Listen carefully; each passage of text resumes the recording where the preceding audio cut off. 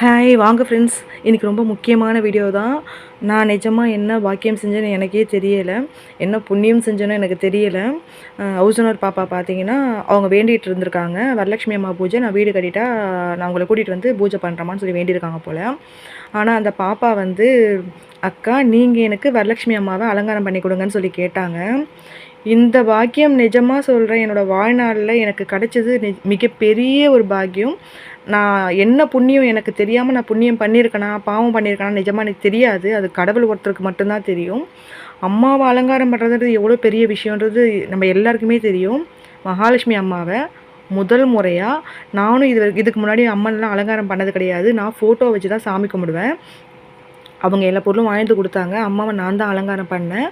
நிஜமாக சொல்கிறேங்க, எனக்கு ரொம்ப சந்தோஷம் தெரியுங்களா. பிள்ளையாரப்பா முதல்ல பிடிச்சி வச்சுட்டு, மஞ்சள் பிள்ளையார் பிடிச்சி வச்சுட்டு அம்மாவுக்கு அழகாக அலங்காரம் பண்ணி கை காலெல்லாம் அழகாக கட்டி நான் அலங்காரம் பண்ணியிருக்கேன். நான் கேட்ட எல்லாமே அந்த பாப்பாவும் வாங்கிட்டு கொடுத்தாங்க. அவங்களும் கொஞ்சம் கூட ஹெல்ப் பண்ணாங்க எனக்கு. நான் முதல் முறையாக மகாலட்சுமி அம்மாவை என்னோட கையால் நான் அலங்காரம் பண்ணியிருக்கிறதுல எனக்கு ரொம்ப ரொம்ப சந்தோஷம். இது எப்படின்னு சொல்கிறதுன்னு தெரியாது எனக்கு. இந்த மாதிரி பாக்கியம் கிடைக்கிறதுன்றதே பெரிய விஷயம். மகாலட்சுமி அம்மாவே நம்ம அலங்காரம் பண்ணுறது எவ்வளோ பெரிய விஷயம் தெரியுங்களா.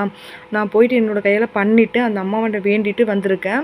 நான் எப்பயுமே பார்த்தீங்கன்னா ஃபோட்டோ வச்சு தான் கும்பிடுவேன். இன்றைக்கும் நான் ஃபோட்டோ வச்சு தான் கும்பிட்டுருக்கேன். அது கண்டிப்பாக உங்களுக்கு ஈவினிங் நான் போடுறேன்.